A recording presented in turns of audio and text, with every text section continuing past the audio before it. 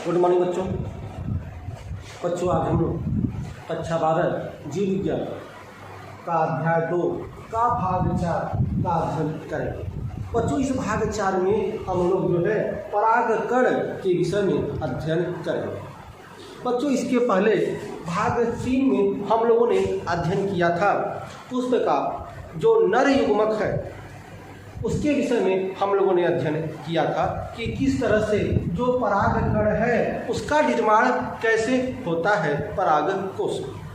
हमको पता है कि बच्चों जो पुष्प का नर भाग होता है उसको हम पुमंग कहते हैं और पुमंग के एक इकाई को पुंकेसर कहते हैं और पुंकेश्वर में एक परागकोश होता है और दूसरा पुतंतु होता है।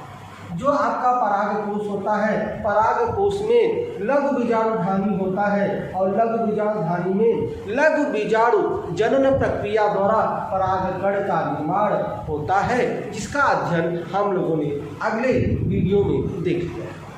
अगर आपने बच्चों भाग 3 नहीं देखा है तो पहले बच्चों आप जाके भाग 3 का अध्ययन करें।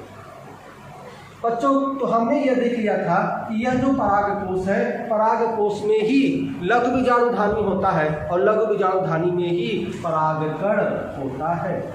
तो इस परागकण की संरचना किस तरह से होती है, यह परागकण क्या होता है, इसके विषय में हम अध्ययन करते हैं। आपको पता है बच्चों कि यह जो परागकण है यह परागकण ही क्या होता है, नर युग्मक होता है। तो इस नर युग्मक पुष्प का जो नर युग्मक होता है परागकण, इस परागकण की संरचना किस तरह से होती है बच्चों, तो यह परागकण देखिए गोल आकार का होता है। परागकण जो बच्चों यह गोल आकार का आपका होता है परागकण, यह गोल आकार का होता है, गोल आकार का। और इसका जो बच्चों व्यास अगर देखें तो इसका व्यास जो है आपका 25 से 50 माइक्रोमीटर होता है। बच्चों यह जो परागकण है यह परागकण जो है परागकोश में स्थित होता है और यह जो इसका जो आकार होता है इसका आकार गोल आकार का होता है और इसका व्यास जो है 25 से 50 माइक्रोमीटर होता है। और यह जो परागकण है बच्चों इसके 2 स्तर होते हैं। जो बाहरी वाला स्तर है उसको हम बाह्यचोल कहते हैं, उसको हम बाह्यचोल कहते हैं। और बाह्यचोल जो बच्चों होता है यह कठोर होता है, ठीक है, और इस पर जगह जगह जो है छिद्र बना होता है। तो इस तरह से बच्चों यह आपका होता है।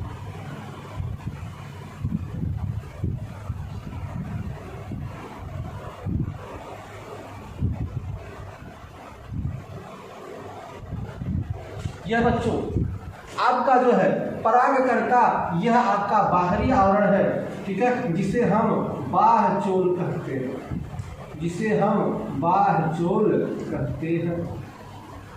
और इस बाह्यचोल पर जो बाह्यचोल है बच्चों यह कठोर होता है, ठीक है, कठोर और खुरदरी यह जो है बाह्यचोल होता है और जगह जगह इसमें छिद्र बने होते हैं और इन्हीं छिद्रों को हम लोग जनन छिद्र कहते हैं। इन्हीं छिद्रों को हम लोग जनन छिद्र कहते हैं। और बच्चों जो आपका यह जो बाह्यचोल है बच्चों यह जो है बाह्यचोल यह आपका स्पोरोपोलेरिन का बना होता है। स्पोरोपोलेरिन का जो है आपका यह बाह्यचोल क्या होता है, बना होता है। यह स्पोरोपोलेरिन क्या होता है, अक्सर बच्चों यह पूछा जाता है कि जो आपका बाह्यचोल है वह किसका बना होता है। तो बच्चों यह जो बाह्यचोल है यह स्पोरोपोलेरिन कार्बनिक पदार्थों का बना होता है। और यह स्पोरोपोलेरिन जो कार्बनिक पदार्थ होता है यह बहुत अधिक प्रतिरोधक क्षमता वाला होता है। और इस स्पोरोपोलेरिन पर किसी भी रसायन, किसी भी अम्ल और किसी भी जो है ताप का प्रभाव इस पर नहीं पड़ता। और इसको हम विघटित भी नहीं कर सकते, इसका विघटन नहीं होता।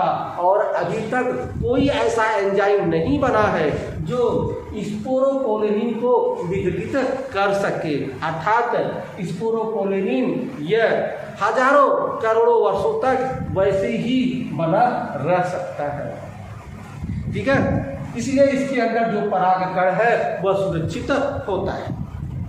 ठीक है बच्चों, तो यह स्पोरोपोलेनिन क्या है? यह जो आपका परागकण का जो बाहरी वाला आवरण है इसको हम बाह्य चोल कहते हैं, और यह बाह्य चोल स्पोरोपोलेनिन का बना होता है। यह एक अधिक प्रतिरोधक क्षमता वाला कार्बनिक पदार्थ होता है, और इस पर जगह जगह क्या बने होते हैं? जनन छिद्र बने होते हैं। ध्यान रखिए बच्चों, जो एक बीजीय पौधा होता है, जो एक बीजीय पौधा होता है उसमें जो बाह्य चोल होता है, उस बाह्य चोल में जो जगह जगह छिद्र होते हैं उसको कहा जाता है जनन दरार। जो द्विबीजीय पौधे हैं बच्चों, उसमें जो आपका जो छिद्र होता है, जो जगह जगह है, उसको हम जनन छिद्र कहते हैं। लेकिन जो एक बीजीय पौधा है उसमें जो जगह जगह दरारें होती हैं, ठीक है, उसमें जगह जगह क्या होती हैं? दरारें होती हैं, जिसे हम जनन दरार कहते हैं। और जो आपका यह जनन छिद्र है बच्चों, इस जनन छिद्र से ही पराग नली या पराग नलिका निकलती है। जो जगह जगह जनन छिद्र आपके बाह्य चूल पर है, इस जनन छिद्र से ही पराग नलिका बाहर निकलती है। अब चूंकि हमने बताया कि परागकण के जो है दो स्तर होते हैं, दो आवरण होते हैं, तो पहला आपका बाह्य चूल हो गया, और इसके अंदर जो है एक दूसरा आवरण होता है, इस तरह से दूसरा आवरण होता है, और इस आवरण को हम अंतःचोल कहते हैं। इसे हम अंतःचोल कहते हैं। यह बाह्य चोल हो गया बच्चों, बाहरी वाला आपका बाह्य चोल हो गया, और जो इसके अंदर बना है यह वाला लेयर, इसको हम अंतःचोल कहते हैं। और यह अंतःचोल किसका बना होता है बच्चों? तो यह बना होता है पेक्टिन। यह पेक्टिन तथा सेलुलोज, पेक्टिन तथा सेलुलोज का बना होता है। ध्यान रखिएगा बच्चों, दो परत होता है, एक बाह्य चोल किसका बना होता है? स्पोरोपोलेनिन का, और जो अंतःचोल है, जो अंदर वाला इसका जो है वह जो है मुलायम आपकी परत होती है, और यह जो है इसे हम अंतःचोल कहते हैं, और यह पेक्टिन तथा सेलुलोज का बना होता है। और इसी अंतःचोल पर पराग नली या पराग नलिका बनती है। यही जो अंतःचोल है, इसी अंतःचोल पर पराग नलिका का निर्माण होता है। ठीक है बच्चों, तो पराग नलिका का निर्माण कहाँ होता है? अंतःचोल पर। और पराग नलिका निकलती किससे है? तो पराग नलिका जो बाह्य चोल का जो जनन छिद्र होता है उसी से पराग नलिका बाहर निकलती है। ठीक है, और इसमें बच्चों एक जो है केंद्रक होता है, और जब यह परिपक्व अवस्था में हो जाता है तो यह केंद्रक जो है दो केंद्रक में विभाजित हो जाता है। जब यह परिपक्व हो जाता है, ठीक है, तो यह दो जो है कोशिकाओं में विभाजित हो जाता है। एक कोशिका आपकी बड़ी कोशिका होती है और दूसरी आपकी छोटी कोशिका होती है। जो बच्चों बड़ी कोशिका होती है, इस कोशिका को हम कहते हैं वर्धीय कोशिका। इसको हम कहते हैं वर्धीय कोशिका, वर्धीय कोशिका। और जो यह छोटी वाली कोशिका है बच्चों, इसको हम लोग कहते हैं जनन केंद्र या जनन केंद्र। यह जनन केंद्र कहलाता है बच्चों। ध्यान रखिएगा कि पहले जब परिपक्व अवस्था हो जाता है तो जो उसका केंद्रक होता है यह दो कोशिकाओं में विभाजित होता है। एक कोशिका बड़ी होती है, इसको हम वर्धी कोशिका कहते हैं, और दूसरा छोटी होती है, इसको हम जनन केंद्र या जनन केंद्रक कहते हैं। ठीक है, तो इस तरह से बच्चों यह आपका परागकण का पूरा संरचना हुआ। लेकिन बच्चों थोड़ा सा और हम देखें, अगर यहाँ पे किस तरह से जो है यह जो पराग आपका कण है किस तरह से निषेचन होता है, थोड़ा सा हम इसमें निषेचन के विषय में अध्ययन कर लेते हैं। निषेचन के विषय में हम विस्तार से अध्ययन आगे करेंगे, लेकिन थोड़ा सा यहाँ हम अध्ययन कर लें। तो यदि हम देखें पुष्प की संरचना, अगर हम यहाँ पर बनाएं पुष्प की संरचना, इस तरह से यदि हम पुष्प की संरचना का चित्र बनाएं,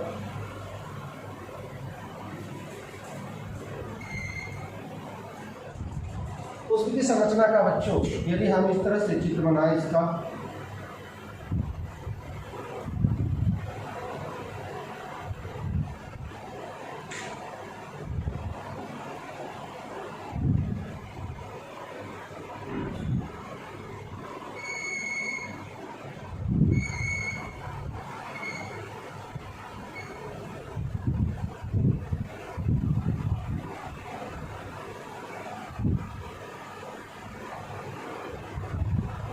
इस तरह से आपका यह पुष्प की संरचना है बच्चों।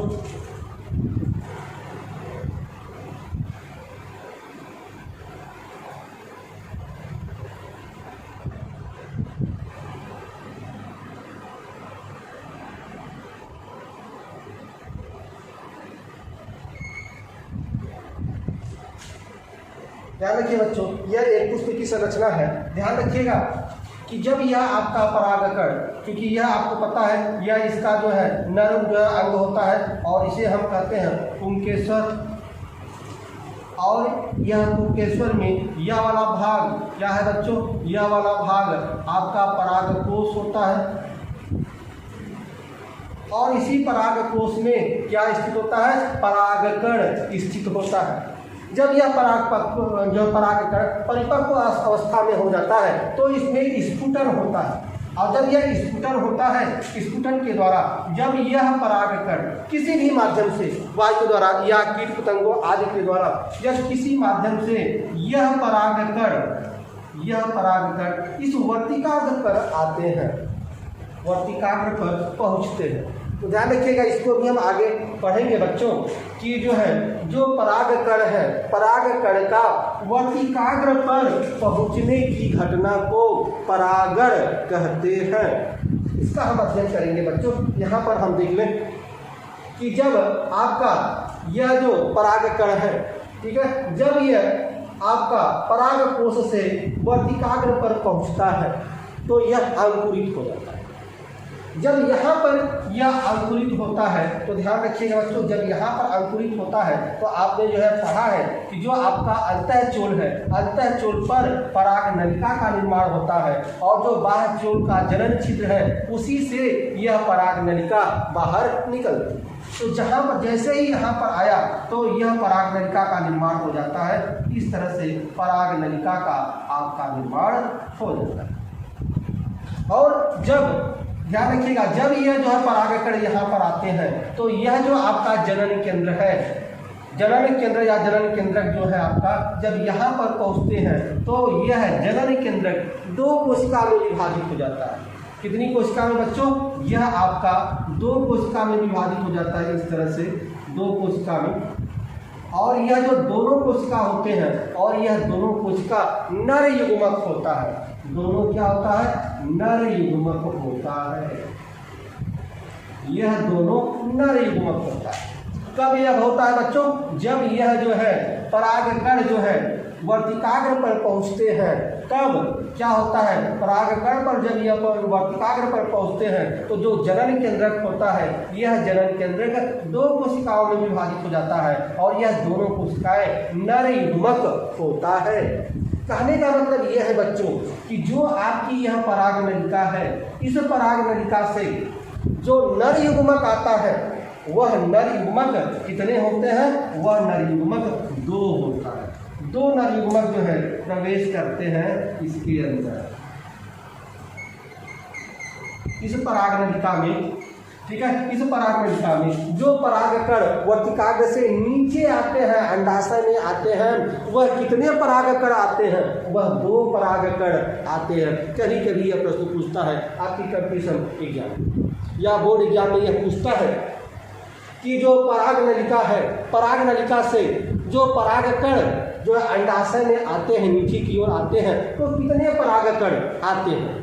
तो कितने परागकण आते हैं बच्चों? केवल 2 परागकण आते हैं। ध्यान रखिए कि जब यह जो है आपका परागकण यहाँ पर पहुँचते हैं तो जो जनन केंद्रक है वह 2 नलियुग्मक का निर्माण कर लेते हैं। अर्थात इस पराग नलिका से केवल 2 ही, इस पराग नलिका से केवल 2 ही परागकण अंदर प्रवेश करते हैं।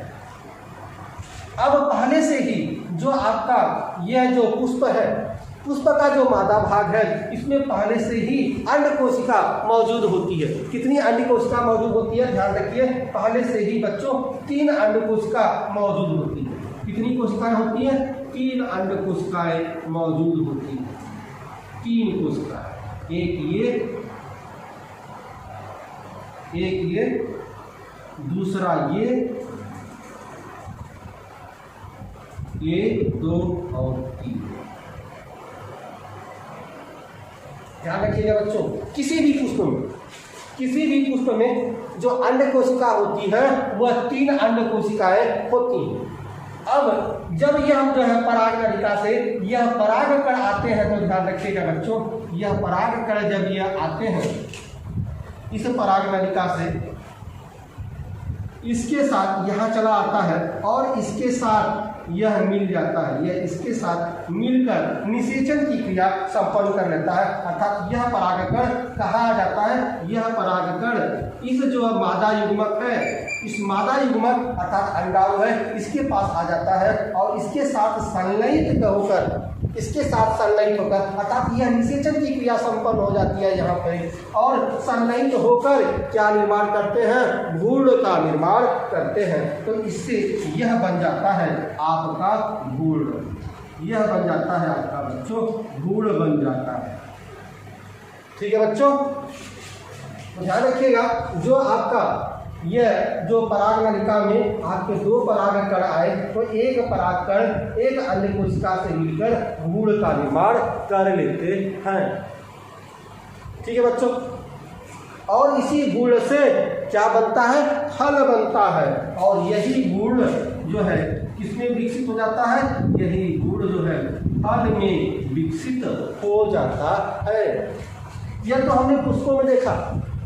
ठीक है, मनुष्य में देखें तो यह क्या होता है? जो नर युग्मक होता है स्पर्म होता है, और जो मादा युग्मक होता है अंडाणु होता है, जब एक दूसरे से संलयित होते हैं तो उससे जो है क्या बनाते हैं? युग्मनज बनाते हैं, और युग्मनज से भ्रूण का निर्माण करते हैं। और यही जो आपका भ्रूण है, ठीक है, माँ के पेट में, ठीक है, यही भ्रूण जो है बच्चा जो है विकसित होता है। प्रश्न यह उठता है कि जो माँ के गर्भ में जो बच्चा है, ठीक है, उसको पोषक कैसे मिलता है? माँ से इस बच्चे को पोषण कैसे मिलता है? तो ध्यान रखिएगा, जो माँ का अपरा है, प्लेसेंटा है, ठीक है, उसी के द्वारा, ठीक है, माँ के गर्भ में पल रहा बच्चों को पोषण प्राप्त होता है। यह तो हमने मनुष्यों में देख लिया, लेकिन पुष्पों में क्या होता है? पुष्पों में जो है कैसे इस भ्रूण को पोषक मिलता है? ध्यान रखिएगा बच्चों, मैंने कहा कि 2 परागकण होते हैं। एक परागकण एक अंड कोशिका से मिलकर भ्रूण का निर्माण कर लिए, और यही भ्रूण विकसित होकर फल का निर्माण करेगा, बच्चे का निर्माण नहीं करेगा। ठीक है, क्योंकि हम जो है पुष्प की संरचना पढ़ रहे हैं, तो पुष्प की संरचना में भ्रूण से फल का निर्माण होगा, न कि भ्रूण से बच्चे का निर्माण होगा। तो यह भ्रूण से फल का निर्माण हो गया। अब इस फल को कैसे पोषक मिलेगा? तो ध्यान रखिएगा बच्चों, ये जो एक परागकण बचा हुआ है, यह एक परागकण और इस 2 अन्य कोशिका के साथ यह यहाँ आता है। ठीक है, यह वाला यहाँ आ जाता है, और यह तीनों मिलकर एक आपका नर युग्मक और 2 मादा युग्मक, यह तीन मिलकर जो निर्माण करते हैं, इसको हम लोग बोलते हैं भ्रूणकोश। इसको हम बोलते हैं भ्रूणकोश। यह भ्रूणकोश का निर्माण हो गया बच्चों, और यह जो भ्रूणकोश है, भ्रूणकोश के द्वारा ही जो है हमें फल को क्या मिलता है, फल को पोषण प्राप्त होता है, जो पोषक मिलता है, ठीक है, इस गुण को, ठीक है, और यही गुण आगे चलकर विकसित होकर फल का रूप ले लेता है।